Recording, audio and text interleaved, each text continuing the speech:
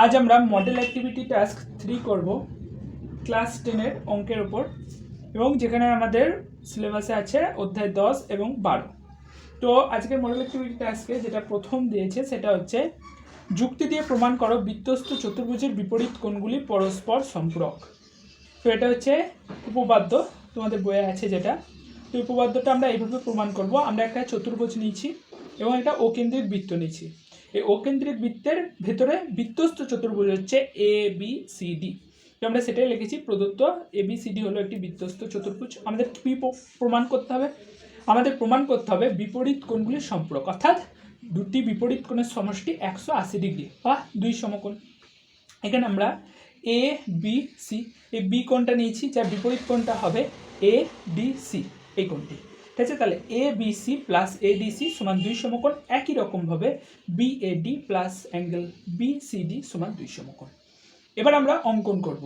অঙ্কনে কি করেছি, এই যে বিপরীত কোণগুলো যেগুলো তাদেরকে সংযুক্ত করেছি কাদের মাধ্যমে? কর্ণের মাধ্যমে, অর্থাৎ এসি ও বিডি দুটি কর্ণ আমরা এনেছি।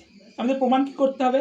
আচ্ছা, প্রমাণে আমাদের এটা দেখাতে হবে যে এগুলি দুটোর সমষ্টি, অর্থাৎ বিপরীত কোণগুলির সমষ্টি 180 ডিগ্রি।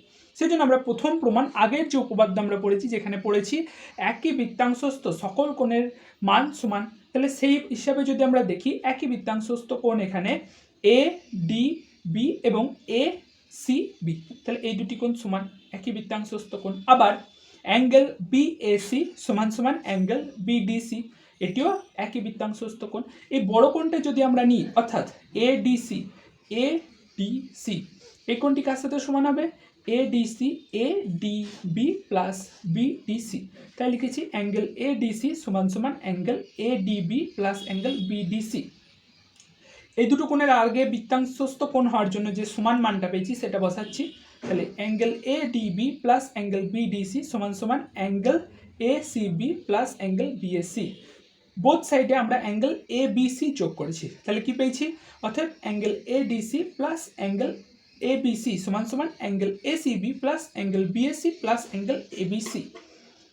এই A C B, B A C এবং অ্যাঙ্গেল এ সি বি, এটা হচ্ছে ত্রিভুজ এ বি সি এর তিনটি কোণের সমষ্টি। এবার আমরা জানি কি ত্রিভুজের তিনটি কোণের সমষ্টি হয় 180 ডিগ্রি, অর্থাৎ দুই সমকোণ। তাহলে angle A D C plus angle A B C সমান সমান দুই সমকোণ, যেটা আমাদের প্রমাণ করতে হলো। তাহলে এটা আমাদের প্রমাণিত হয়ে গেল।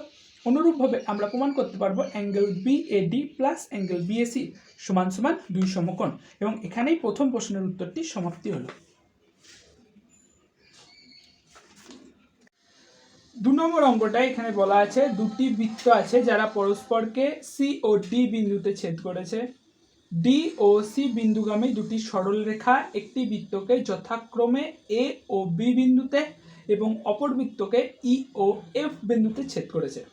আমাদের বলে দেওয়া আছে অ্যাঙ্গেল বি এ ডি সমান সমান 75 ডিগ্রি হলে অ্যাঙ্গেল ডি ই এফ এই কোণের মান কত? তো আমাদের এই ছবিটা এখানে বলে দেওয়া আছে, প্রদত্ততে দেওয়া আছে, বইয়ে তোমার কোশ্চেন পেপারে এটা দেওয়া আছে। তো আমাদের প্রথম কাজ হবে এই ছবিতে সি এবং ডি কে সংযুক্ত করা। এরপর আমরা কি করব, দেখো উত্তরটা এখান থেকে শুরু হলো। প্রদত্ত কি অ্যাঙ্গেল বি এ ডি সমান সমান 75 ডিগ্রি। এখন তাহলে আমরা একটা বৃত্তস্থ চতুর্ভুজ পাচ্ছি এ বি সি ডি। সেই বৃত্তস্থ চতুর্ভুজের বিপরীত কোণগুলি পরস্পর সম্পূরক হয়। তাহলে এ বি সি ডি যে বৃত্তস্থ চতুর্ভুজটি পাচ্ছি এ বি সি ডি, তার অ্যাঙ্গেল বি এ ডি এই যে কোণটি বলে দিয়েছে 75 ডিগ্রি, তার বিপরীত কোণটি কোনটা? অ্যাঙ্গেল বি সি ডি, অর্থাৎ এই কোণটি। তাহলে এই দুটি কোণের সমষ্টি কত আমার কাছে? 180 ডিগ্রি। বি এ ডির মান 75 প্লাস বি সি ডি সমান 180 ডিগ্রি।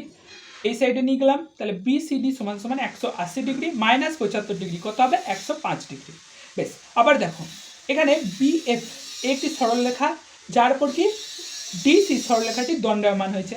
এবার আমরা কি জানি, একটা সরলরেখার ওপর অন্য একটি সরলরেখা যদি দণ্ডায়মান হয়ে দুটি সন্নিহিত কোণ তৈরি করে তাহলে তাদের পরস্পরের সমষ্টি হয় 180 ডিগ্রি। তাহলে সেক্ষেত্রে অ্যাঙ্গেল বি সি ডি এবং অ্যাঙ্গেল ডি সি এফ এদের দুটো কোণের সমষ্টি কত? 180 ডিগ্রি। সেক্ষেত্রে আমরা অ্যাঙ্গেল বি সি ডি এর মান পেয়ে গেছি 105 ডিগ্রি। তাহলে এবার ঘুরিয়ে নিলাম, সমীকরণে কি লিখলাম? Angle B C D plus angle D C F সমান সমান 180 ডিগ্রি, বা অ্যাঙ্গেল ডি সি এফ সমান সমান 180 degree minus B C D বা অ্যাঙ্গেল ডিসিএফ সমান সমান 180 ডিগ্রি মাইনাস কোনটার মানটা বসালাম 105 ডিগ্রি সমান সমান 75 ডিগ্রি পেলাম।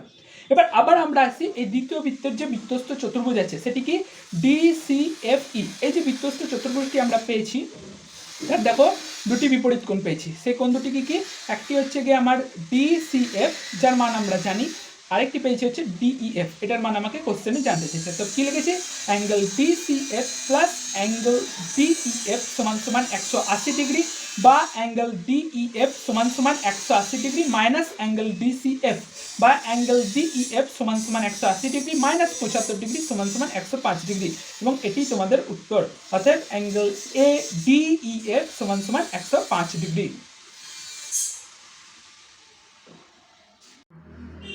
একটি গোলকের 3 নম্বর যে কোশ্চেনটা আছে সেটিতে বলা আছে কি একটি গোলকের ব্যাসার্ধের দৈর্ঘ্য যদি 50% বৃদ্ধি করা হয় তবে বক্রতলের ক্ষেত্রফল শতকরা কত বৃদ্ধি পাবে তা নির্ণয় করি।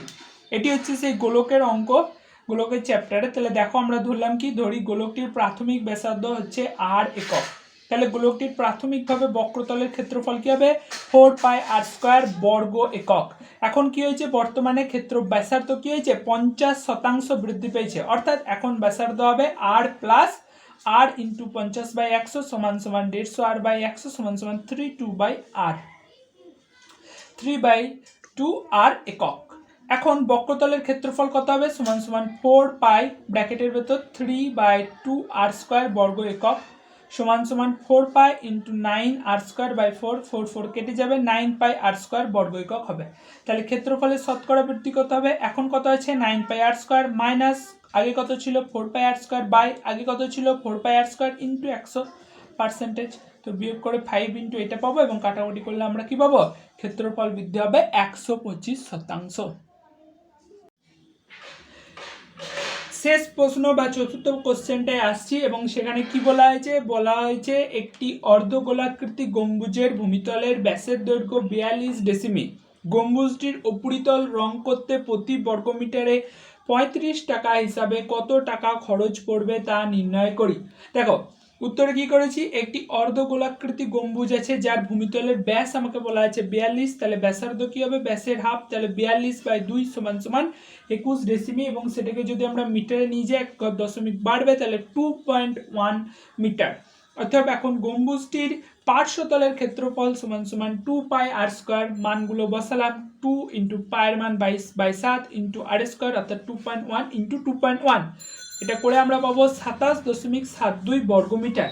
এখন প্রশ্ন অনুসারে বলা আছে 1 বর্গমিটার রং করতে খরচ হয় 35 টাকা, অতএব 27.72 বর্গমিটার রং করতে খরচ হবে সমান সমান 27.72 ইন্টু 35 সমান সমান 970 টাকা 20 পয়সা। এটি তোমাদের উত্তর, এবং এর সাথে মডেল অ্যাক্টিভিটি 4 এর যে নতুন যে পেপারটা দেবে তার কাজ আমরা এর পরের সপ্তাহে শুরু করব। মডেল অ্যাক্টিভিটি 3 এর কাজ শেষ হলো। এভারগ্রিন লার্নিং চ্যানেলটি ভালো লাগলে অবশ্যই আপনারা লাইক, শেয়ার এবং সাবস্ক্রাইব করুন।